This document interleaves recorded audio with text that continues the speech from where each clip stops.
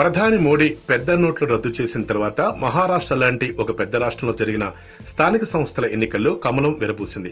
మహారాష్ట్రలోని 147 మున్సిపల్ కౌన్సిళ్లు, 17 నగర పంచాయతీల పరిధిలోని 3,705 సీట్లకు ఆదివారం జరిగిన ఎన్నికల్లో ఓట్ల లెక్కింపులో పాలక బీజేపీ గణనీయ ఆధిక్యంలో ఉంది.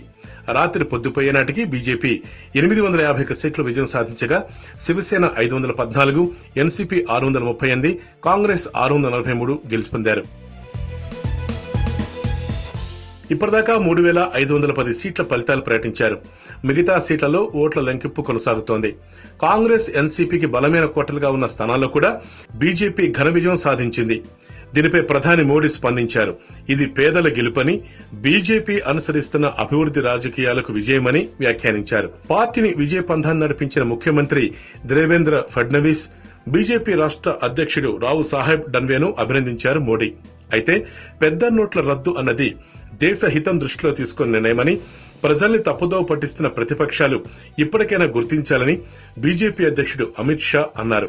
మహారాష్ట్ర స్థానిక సంస్థల ఎన్నికల ఫలితాలు ప్రతిపక్షాలకు మేలుకొలుపు కావాలని ఆయన వ్యాఖ్యానించారు. పెద్ద నోట్ల రద్దుకు వ్యతిరేకంగా దుష్ప్రచారం చేసిన ప్రతిపక్షాలు ఇకనైనా వాస్తవాలు గుర్తించాలని ఆయన హితవు పలికారు. YoYo News, Hyderabad.